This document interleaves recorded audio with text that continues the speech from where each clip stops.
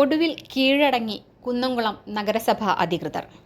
മാധ്യമ വാർത്തകൾക്ക് മുന്നിൽ മുട്ടുമടക്കി പഴയ ബസ് സ്റ്റാൻഡിന് മുന്നിലുള്ള ജീർണിച്ച കെട്ടിടം പൊളിക്കാൻ ആരംഭിച്ചു. News fact news impact.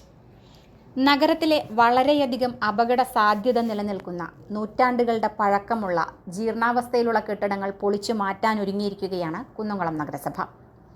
ആദ്യപടി എന്ന നിലയിൽ കുന്നംകുളം പഴയ ബസ് സ്റ്റാൻഡിന് മുന്നിലുള്ള ജീർണിച്ച കെട്ടിടം പൊളിക്കാൻ ആരംഭിച്ചു കഴിഞ്ഞു. വലിയ രീതിയിലുള്ള മഴക്കെടുതി നേരിട്ട സമയങ്ങളിൽ പോലും അപകടം മുന്നിൽ കണ്ട് ജീർണിച്ച കെട്ടിടങ്ങൾ പൊളിക്കാൻ തയ്യാറാകാതെ നഗരസഭ മൗനം പാലിക്കുന്നുവെന്നും ആരെയോ സംരക്ഷിക്കാൻ ശ്രമിക്കുന്നുവെന്നും കാട്ടി കഴിഞ്ഞ ജൂലൈ മാസം അവസാനം ന്യൂസ് ഫാക്ട് വാർത്ത ചെയ്തിരുന്നു. വാർത്തയെ തുടർന്ന് നഗരസഭ കൗൺസിൽ യോഗത്തിൽ ഇത് ചർച്ചയാവുകയും ചെയ്തതാണ്. 2 മാസക്കാലം നീണ്ട മൗനത്തിന് ശേഷം കഴിഞ്ഞ കൗൺസിലിൽ ശൂന്യവേളയിൽ വീണ്ടും ഇത് ചർച്ചയാവുകയും അത് കൗൺസിലിൽ ഒരു ബഹളത്തിലേക്ക് നീങ്ങുകയും ചെയ്ത സാഹചര്യവുമുണ്ടായി.